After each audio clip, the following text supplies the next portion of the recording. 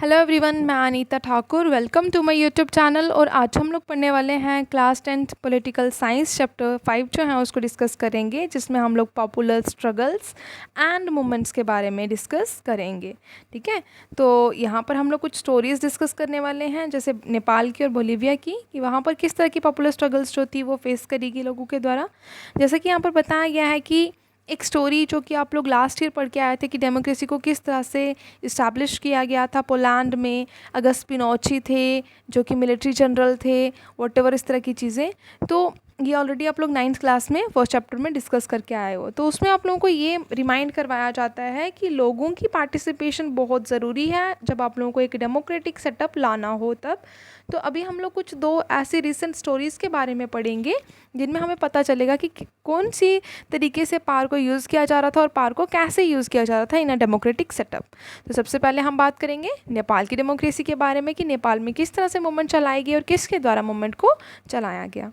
Next यहाँ पर बताया गया है नेपाल ने एक एक्स्ट्राऑर्डिनरी, हम लोग बोल सकते हैं, एक बहुत ही अलग तरह की मतलब पॉपुलर मूवमेंट को फेस किया था। कब किया था?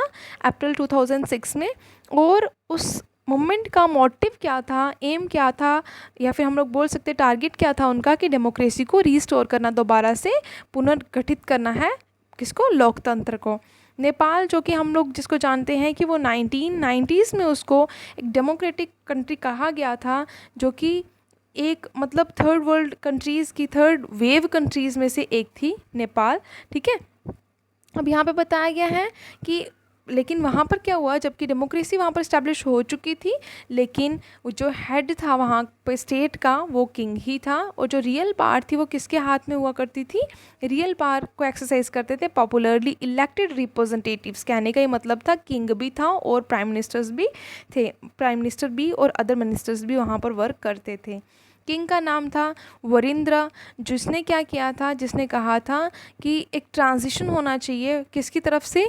Absolute monarchy to constitutional monarchy. कहने का ही मतलब एब्सोल्यूट मोनार्की होता है जहाँ पर वन मैन जो है वो रूल करता है और उसी के रूल्स एंड रेगुलेशंस को रिटन फॉर्म में रखा जाता है। वो रिटन फॉर्म में भी हो सकते हैं और अनरिटन फॉर्म में भी हो सकते हैं। तो कॉन्स्टिट्यूशनल मोनार्की क्या हो गया कि कुछ set of rules and regulations भी हैं in written form, plus monarchy भी है, मतलब वन मैन रूल भी है वहाँ पर, जो कि नेपाल में वर्किंग में था। तो उस टाइम पर बताया गया है उस पर्सन को, क्या नाम था, किंग वीरेंद्र को मार दिया गया। एक बहुत बड़ा कांड हुआ था रॉयल फैमिली में। कब हुआ था? 2001 में, जिसमें उसकी मृत्यु हो गई थी। और उसके बाद किंग ज्ञानेंद्र जो थे वो न्यू किंग जो थे वो नेपाल के मतलब चूज़ कर दिए गए। ठीक है, बनाया गया उनको। तो उसके बाद क्या किया उन्होंने? पूरी तरह से मना कर दिया, इनकार कर दिया कि मैं डेमोक्रेटिक रूल्स को नहीं बनाऊंगा और ना ही उनको एक्सेप्टेंस दूंगा। तो इस चीज़ का उन्होंने मतलब ये किस चीज़ का वो फ़ायदा उठा रहे थे? वो फ़ायदा उठा रहे थे नेपाल की पॉपुलेशन जो थी वो वीक थी, और साथ में अनपॉपुलैरिटी जो थी वो वहाँ पर बहुत ज़्यादा थी। डेमोक्रेटिक इलेक्टेड गवर्नमेंट को इतनी ज़्यादा इंपॉर्टेंस नहीं दी जाती थी। फिर क्या हुआ? फरवरी 2005 में जो किंग थे उन्होंने डिसमिस कर दिया, और साथ में प्राइम मिनिस्टर जो थे उनको भी हटा दिया गया। जो पॉपुलरली इलेक्टेड पार्लियामेंट थी वो पूरी तरह से डिसॉल्व हो गई, टूट गई। कहने का ही मतलब है किंग को भी हटा दिया गया, प्राइम मिनिस्टर को भी हटा दिया गया, और जो इलेक्टेड पार्लियामेंट थी उसको भी रिमूव कर दिया गया। अब ये जो मूवमेंट थी अप्रैल की 2006 में, उसका ये मेन मोटिव था कि किंग का यहाँ पर कोई भी रूल नहीं होना चाहिए। किंग का जो कंट्रोल है गवर्नमेंट का उसको मतलब उनका मेन मोटिव ये था। अप्रैल की जो मूवमेंट थी 2006 की, उसमें ये बताया गया regaining popular control over the government from the king. मतलब कि पॉपुलर कंट्रोल जो है जो कि किंग के पास है वो किसके पास होना चाहिए? स्टेट्स के पास होना चाहिए। फिर जितनी भी नेपाल की मेजर पॉलिटिकल पार्टीज़ थी पार्लियामेंट में जो भी मतलब पार्टिसिपेट करती थी, उन्होंने क्या किया? एक अलायंस फॉर्म किया, एक ग्रुप फॉर्म किया जिसका नाम था 7 पार्टी अलायंस। और उन्होंने क्या कहा कि जो कैपिटल सिटी थी नेपाल की जिसका नाम था काठमांडू, कहा गया कि वहाँ पे 4 दिन तक हम लोग को क्या करना है? स्ट्राइक करना है। और ये जो प्रोटेस्ट था बाद में एक इनडेफिनेट स्ट्राइक में कन्वर्ट हो गया, जिसमें मॉइस्ट थे। मॉइस्ट कौन हो गए? चाइनीज़ के कुछ रेवोल्यूशनिस्ट थे जो मतलब मयो की आइडियोलॉजी में बिलीव करते थे। ठीक है, और उनका मेन मोटिव यही होता था कि गवर्नमेंट को ओवरथ्रो करना है with the help of armed revolution. मतलब कि उन्होंने खून खराबा करके जो पीजेंट्स हैं, जो वर्कर्स हैं, उनके रूल को एस्टैब्लिश करना है, ना कि किसी भी मतलब वन मैन के कंट्रोल में रहना है, ठीक है।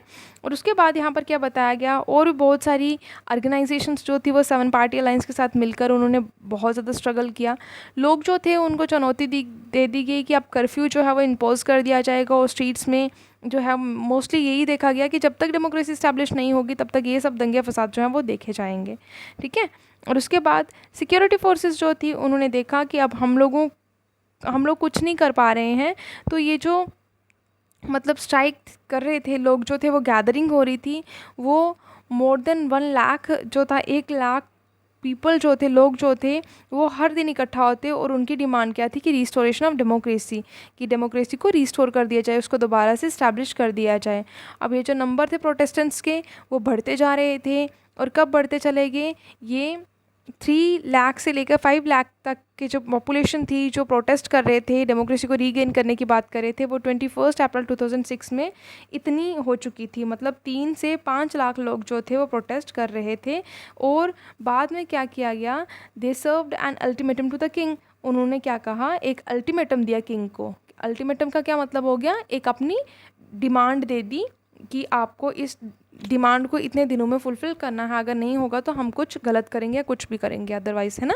द नेक्स्ट टाइम बताया गया, जो लीडर्स थे मूवमेंट के उन्होंने रिजेक्ट कर दिया जो भी किंग के द्वारा कंसेशंस दिए गए थे, जो भी उनको थोड़ी रियायत वगैरह दी गई थी ना, वो बिल्कुल उन्हें मना कर दिया कि हमें किसी भी तरह की रियायत नहीं चाहिए, हमें टोटली क्या चाहिए, एक ही चीज़ है, दैट इज़ डेमोक्रेसी। उनकी जो डिमांड थी वो ये थी कि हम लोगों को क्या करना है, पार्लियामेंट को रिस्टोर करा जाए, जितनी पॉलिटिकल पार्टीज़ हैं उनको मतलब पार मिल जाए, ताकि वो एक खुद की कॉन्स्टिट्यूंट असेंबली फॉर्म कर सकें, और कॉन्स्टिट्यूंट असेंबली एक प्रॉपर कॉन्स्टिट्यूशन को फॉर्म कर सके।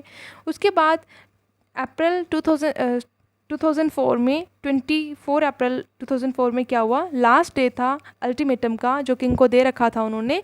तो किंग ने क्या किया, उनके 3 डिमांड्स को मान लिया, कंसीड कर लिया। अब SPA मतलब 7 पार्टी अलायंस जो थी उन्होंने क्या किया, उन्होंने चूज़ किया गिरिजा प्रसाद कोइराला को न्यू प्राइम मिनिस्टर बनाया, जो कि इंटरिम गवर्नमेंट का था, मतलब एक टेम्परेरी गवर्नमेंट आप लोग बोल सकते हो। गिरिजा प्रसाद कोइराला जो थी उनको क्या किया गया, न्यू प्राइम मिनिस्टर चूज़ किया गया। और उसके बाद रिस्टोर्ड पार्लियामेंट की मीटिंग हुई, मतलब पार्लियामेंट को रिस्टोर करा गया, और लॉ पास किया गया कि किंग के पास जो भी पावर्स होंगी वो मतलब ले ली जाएंगी, उसके हाथ में कोई कंट्रोल नहीं होगा। और उसके बाद 7 पार्टी अलायंस और मॉइस जो थे, जो मतलब रेवोल्यूशन कर रहे थे, उनके बीच में एक ऐसा मतलब हम लोग बोल सकते हैं अंडरस्टैंडिंग बन चुकी थी कि किस तरह से कॉन्स्टिट्यूंट असेंबली को बनाना है और किस तरह से कॉन्स्टिट्यूंट असेंबली को इलेक्ट करना है। ये स्ट्रगल जो थी, इस स्ट्रगल को Nepals second movement for democracy कहा जाता है।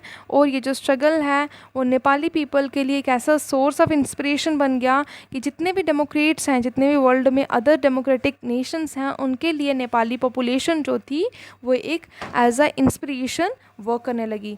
I think it's enough for today. Thanks for listening and may God bless you all.